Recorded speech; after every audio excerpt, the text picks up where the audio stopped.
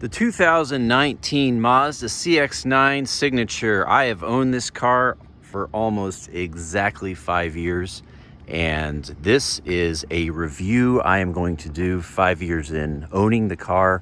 I'm going to talk about what the ownership experience is like. Going to talk about the price, positives, negatives, and everything I could say after putting 41,000 miles on this car. So this is the Mazda CX-9. It's the 2019, as I said. It is black. It is the Signature Edition with all-wheel drive, which is pretty much the top spec. It's a nice vehicle, and we bought it brand new. One of the only cars I've ever purchased brand new. Has a lot of options and upgrades. The trim illuminated door sills there. With the Signature package, you get the Napa leather, you get the wood grain, rosewood accents, which is quite a nice feature. You get things like the heated steering wheel, and I won't go into everything. That's things you can find out because most of what I'm going to say applies to any trim level of the CX-9. And kind of a little background, we bought this being a family of 4 and having 4 children, 2 of them leaving and growing up and moving on. And then we had a Honda Odyssey for 16 years, which I also bought new. I bought the Odyssey because we wanted a minivan, because the, space with family of 6, also carrying mom around sometimes, so that'd be 7. Sometimes we even fit 8 people in it. And we wanted something that obviously had the cargo room. We wanted something reliable, but we also wanted something that was at least somewhat car-like. And I drove a bunch of vans and SUVs, and the Odyssey was just the one that really delivered the most car-like, non-boaty, non-floaty experience. So having been in that vehicle for 16 years and really enjoying it, when it was time to downsize, as it were, into this, I tried to get a Kia Stinger for my wife, but she was not having any of that. We arrived at an SUV. She wanted something higher. She's been hit twice by drunk divers and had 2 vehicles totaled. So we wanted something large, safe, roomy. It was SUV, not sedan. So I drove a whole bunch of them and really just arrived at this one after reading reviews and driving a whole bunch of different SUVs as something that was what we wanted. It very luxurious. That was important. We wanted something that had decent performance. We wanted something, as I said, that was car-like, and very, very important, we wanted something that was reliable. So we bought this car, and I'll share with you exactly what we paid for it. We bought it in December of 2019. It is now December of 2024, so exactly 5 years. Got all this cool stuff here with it. Here is our window sticker. The car had 20 miles when we bought it. Had to wheel and deal a little bit. But they were asking 48 for this trim package, and I did want the Signature all-wheel drive. They were asking 48.8, and I think their actual retail was a little higher than that. I told them I will give you 44 out the door. They said no, of course we're not going to do that. I drove away. They called me and said sure. So we ended up getting this car. The price was 48.8.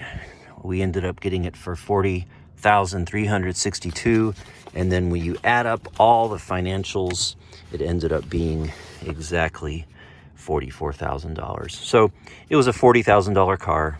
Once you pay the taxes, tag, the dock fee, all that stuff, ended up being 44 for a $50,000 car. So we got a good deal. It was again, it was the end of 2019. It was a model that had only been driven 20 miles and was on the lot. It's the color we wanted. It was the spec we wanted. Everything worked out beautifully, and there it is. We've had it 5 years. Let me talk a little bit about it. Other than everything I've just said, the looks, I still think 5 years later this holds up. I like the new CX-90. It's a little better looking to me. The fenders are flared. I actually went and thought about trading this in on it, but decided not to. Didn't want to get into a payment. This is paid for, so didn't want to start that over. And the car's been great. My wife doesn't care. So we just decided to keep this one. But it is a good looking car. It's not massive and bulky like an Explorer or some of the larger Toyota SUVs. Small enough to still feel somewhat maneuverable. Does have a very long hood, but still it's smaller than most comparable SUVs. I think it's good looking. We got the windows tinted. It's got the optional with the signature package, the big wheels, has a few other little things to jazz it up. But overall, it's a good looking car. And as I said, interior wise, I mean, it's just really stunning. It's incredibly comfortable car. Reliability wise, we've had it again 40,000 miles. I'll do a test drive in a moment. You'll see that.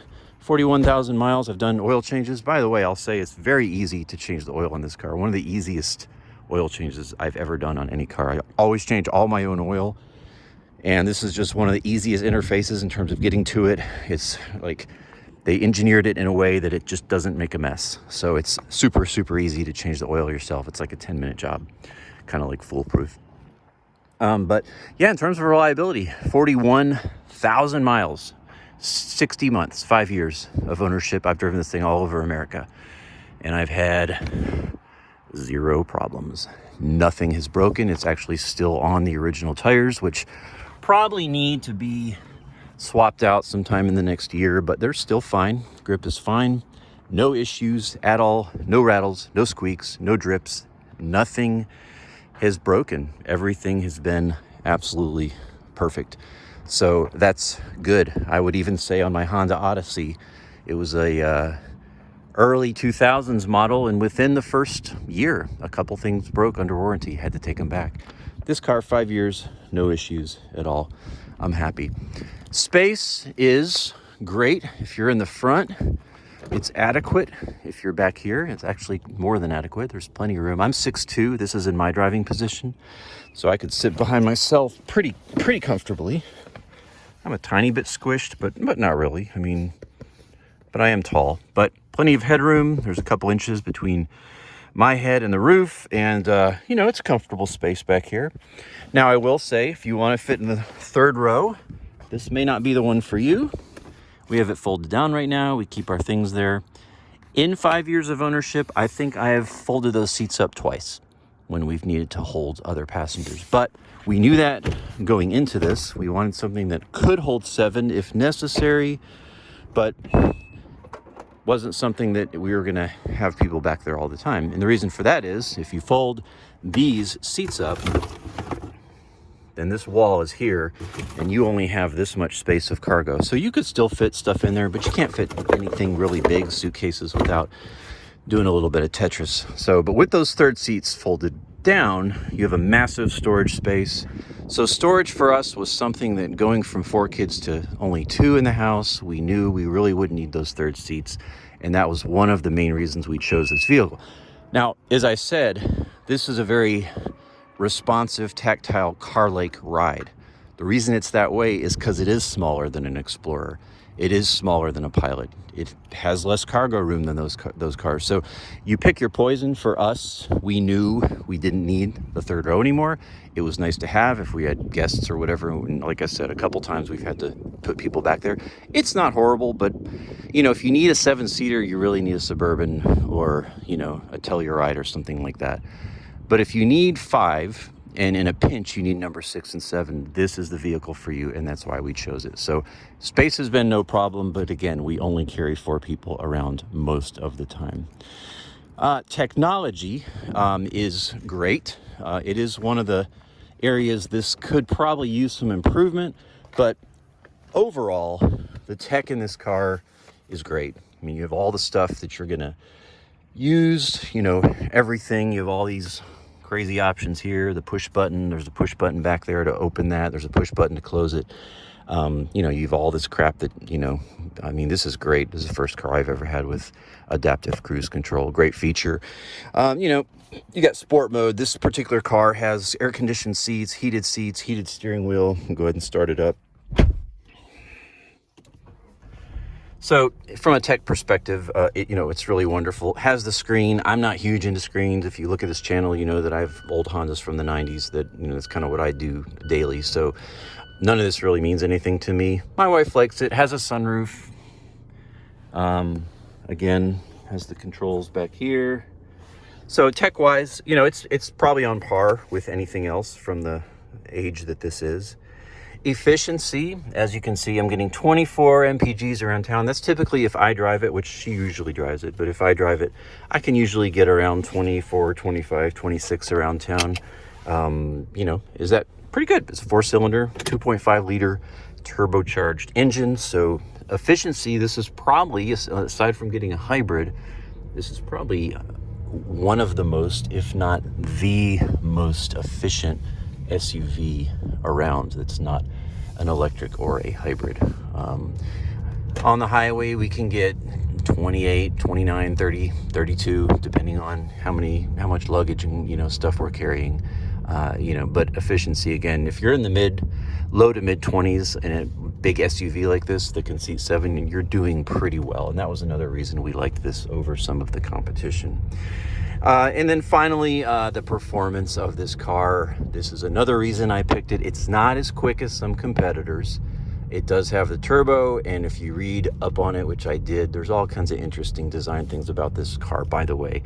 Like when they designed this, it was supposed to look like a sword, the blade of a sword. Same thing here, same thing there. And I won't go into all that, but there's just a lot of thought and love that went into this car. And but in terms of the engine, the gearing, I will put it into sport mode, which does make a nice difference, and it's quick. They geared it, and they tuned the engine performance. I read this in the before I bought the car. They tuned the engine performance to be so where it would give the driver the torque in the areas that people that drive SUVs most use them. So it gives you all the torque at like 2,000 to 4,500 RPM.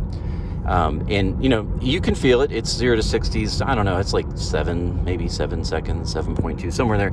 And, you're not going to be, beating a Mustang or anything, but you don't need to. But all that's to say, it's quick enough. It'll move when you need it to move. There's always power there because of the turbocharger.